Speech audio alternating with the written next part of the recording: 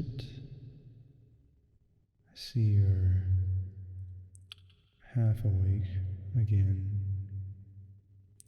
We've really got to stop meeting like this. Well, you seem to like the story I read you last time, so how about another one? This one's a real doozy. Fitting for the times, too. The Red Death had long devastated the country. No pestilence had ever been so fatal or so hideous. Blood was its avatar, and its seal, the madness and the horror of blood. There were sharp pains and sudden dizziness, and then profuse bleeding at the pores with dissolution. The scarlet stains upon the body, and especially upon the face of the victim, or the pest ban which shut him out from the aid and from the sympathy of his fellow men, and the whole seizure, progress, and termination of the disease were incidents of half an hour. But Prince Prospero was happy and dauntless and sagacious. When his dominions were half depopulated, he summoned to his presence 1,000 hale and light-hearted friends from among the knights and dames of his court, and with these retired to the deep seclusion of one of his crenellated abbeys. This was an extensive and magnificent structure, the creation of the prince's own eccentric yet august taste. A strong and lofty wall girdled it in. This wall had gates of iron. The courtiers, having entered, brought furnaces and massy hammers and welded the bolts.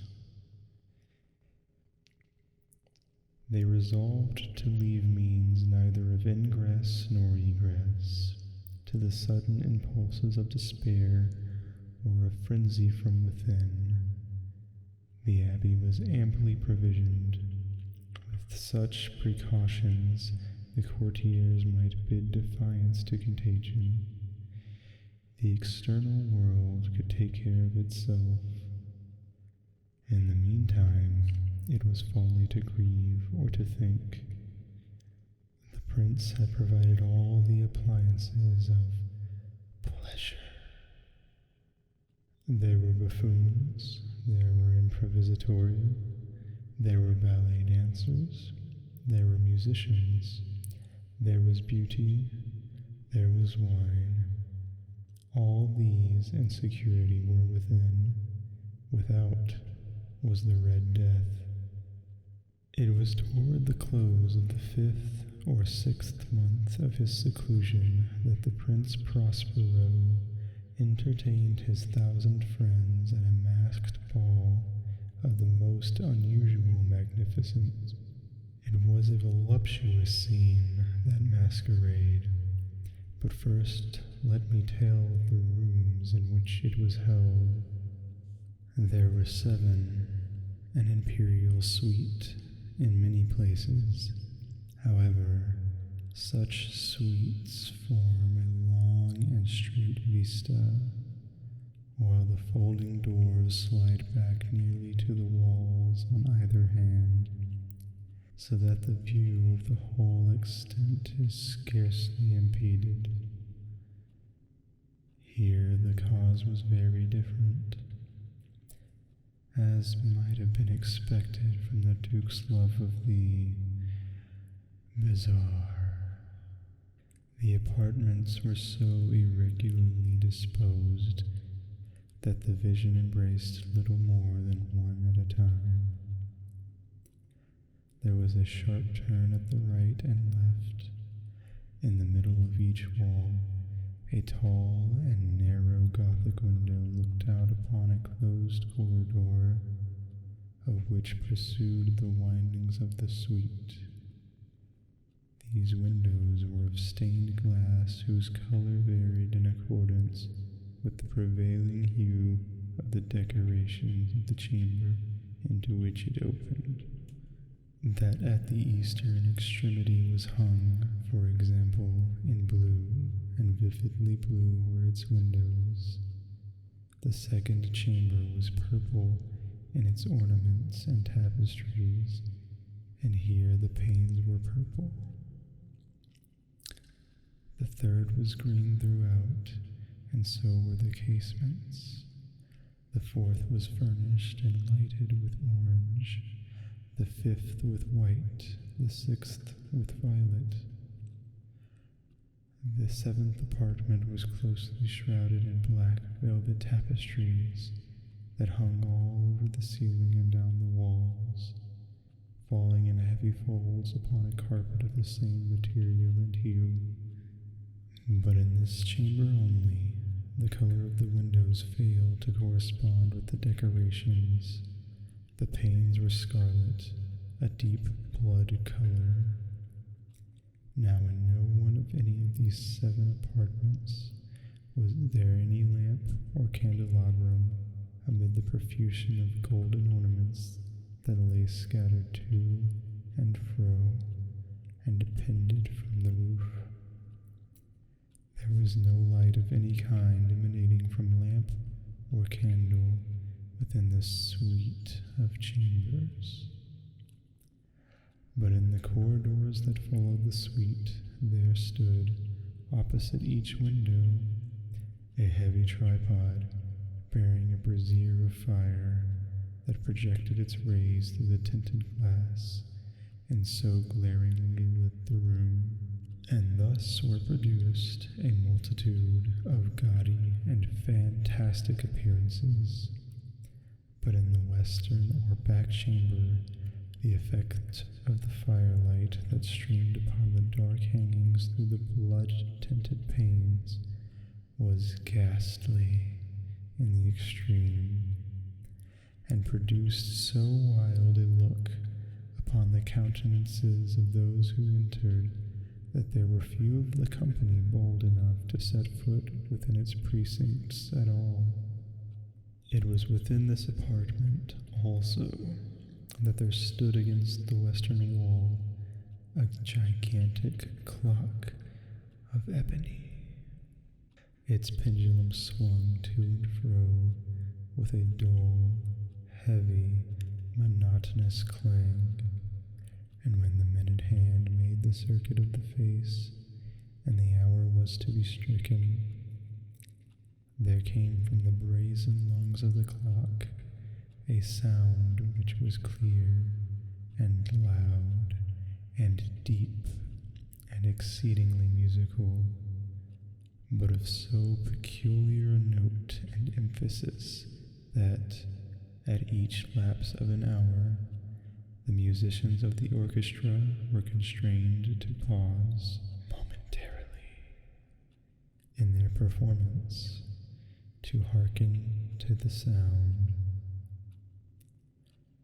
And thus the waltzers perforce ceased their evolutions, and there was a brief disconcert of the whole gay company, and while the chimes of the clock yet rang, it was observed that the giddiest grew pale, and the more aged and sedate passed their hands over their brows, as if in confused reverie or meditation. But when the echoes had fully ceased, a light laughter at once pervaded the assembly. The musicians looked at each other and smiled as if at their own nervousness and folly, and made whispering vows, each to the other, that the next chiming of the clock should produce in them no similar emotion. And then, after the lapse of 60 minutes, which embraced 3,600 seconds of time that flies, there came yet another chiming of the clock, and then were the same disconcert and tremulousness and meditation as before. But, in spite of these things, it was a gay and magnificent revel. The tastes of the Duke were peculiar. He had a fine eye for color and effects. He disregarded the decora of mere fashion. His plans were bold and fiery, and his conceptions glowed with barbaric luster. There are some who would have thought him mad. His followers felt that he was not. It was necessary to hear and see and touch him to be sure he was not. He had directed, in great part, the movable embellishments of the 7 chambers upon occasion of this great feat, and it was his own guiding taste which had given character to the masqueraders. Be sure they were grotesque. There were much glare and glitter and piquancy and phantasm, much of what has been seen in Hernani. There were arabesque figures with unsuited limbs and appointments. There were delirious fancies, such as the madman fashions. There were much of the beautiful, much of the wanton, much of the bizarre, something of the terrible, and not a little of that which might have excited disgust. To and fro in the 7 chambers stalked, in fact, a multitude of dreams, and these the dreams writhed in and about, taking hue from the rooms, and causing the wild music of the orchestra to seem as the echo of their steps. And, anon, there strikes the ebony clock which stands in the hall of the velvet, and then, for a moment, all is still, and all is silent, save the voice of the clock. The dreams are stiff frozen as they stand, but the echoes of the chime die away. They have endured but an instant, and a light, half-subdued laughter floats after them as they depart. And now the music swells, and the dreams live, and writhe to and fro more merrily than ever, taking hue from the many-tinted windows through which stream the rays of the tripods. But to the chamber which lies most westwardly of the 7 there are now none of the maskers who venture, for the night is waning away. And there flows a ruddier light through the blood-colored panes, and the blackness of the sable drapery appalls. And to him whose foot falls on the sable carpet, there comes from the near clock of ebony a muffled peal more solemnly emphatic than any which reaches their ears who indulge in the more remote gaieties of the other apartments. But these other apartments were densely crowded, and in them beat feverishly the heart of life, and the revel went whirlingly on, until at length there commenced the sounding of midnight upon the clock, and then the music ceased, as I have told, and the evolutions of the waltzers were quieted, and there was an uneasy cessation of all things as before.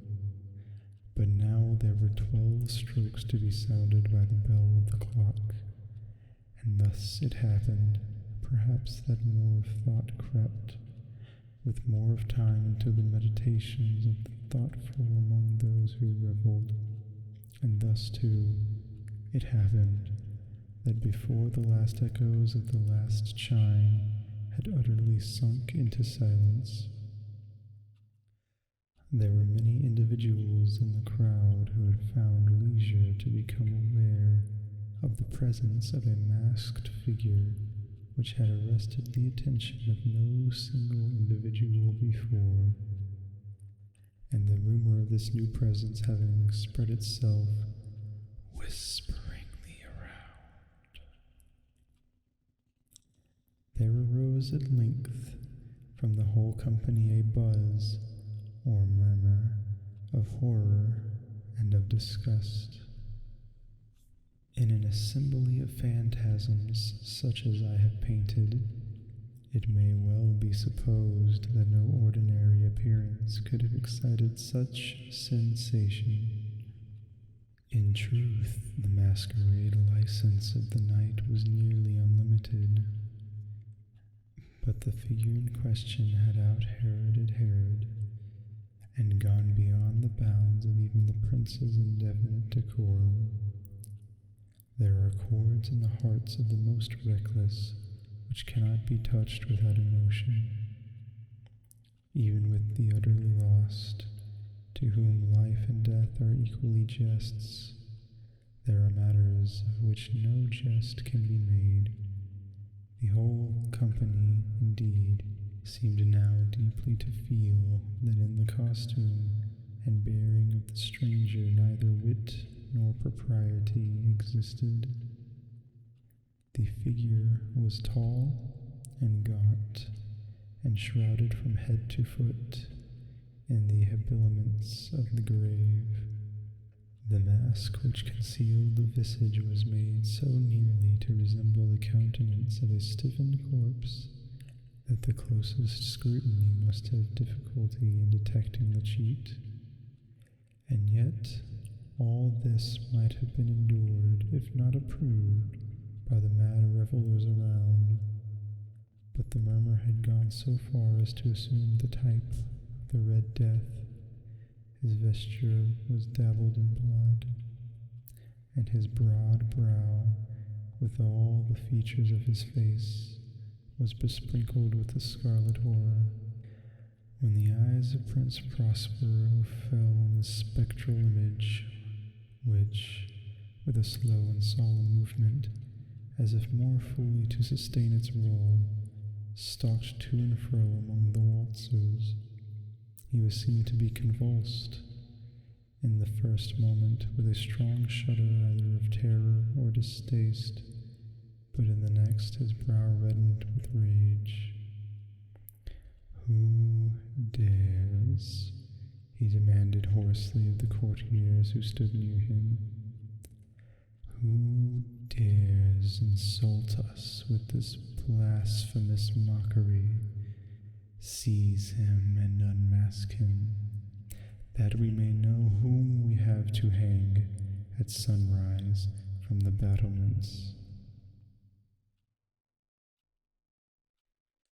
It was in the blue room where stood the prince, with a group of pale courtiers by his side. At first, as he spoke, there was a slight rushing movement of this group in the direction of the intruder, who, at the moment, was also near at hand, and now, with deliberate and stately step, made closer approach to the speaker, but from a certain nameless awe with which the mad assumptions of the mummer had inspired the whole party, there were found none who put forth a hand to seize him, so that, unimpeded, he passed within a yard of the prince's person, and while the vast assembly, as with one impulse, shrank from the centers of the rooms to the walls, he made his way uninterruptedly, but with the same solemn and measured step which had distinguished him from the first, through the blue chamber of the purple, to the purple, to the green, through the green to the orange, through this again to the white, and even thence to the violet, ere a decided movement had been made to arrest him, that the Prince Prospero, maddened with rage and the shame of his own momentary cowardice, rushed hurriedly through the 6 chambers, while none followed him on account of a deadly terror that had seized upon all. He bore aloft a drawn dagger, and had approached in rapid impetuosity to within 3 or 4 feet of the retreating figure, when the latter, having attained the extremity of the violet apartment, turned suddenly and confronted his pursuer. There was a sharp cry, and the dagger dropped gleaming upon the sable carpet, upon which most instantly afterward fell prostrate in death the Prince Prospero. Then, summoning the wild courage of despair, a throng of the revelers at once threw themselves into the black apartment, and seizing the mummer whose tall figure stood erect and motionless within the shadow of the ebony clock, gasped in unutterable horror at finding the grave cerements and corpse-like mask, which they handled with so violent a rudeness, untenanted by any tangible form. And now was acknowledged the presence of the Red Death. He had come like a thief in the night, and one by one dropped the revelers in the blood-bedewed halls of their revel, and died each in the despairing posture of his fall. And the life of the ebony clock went out with that of the last of the gay, and the flames of the tripods expired, and darkness and decay, and the Red Death held illimitatable dominion over all. Well, I know it wasn't the happiest of stories, but I hope it helped somewhat. Hang in there, kiddo. I'm sure you'll be just fine.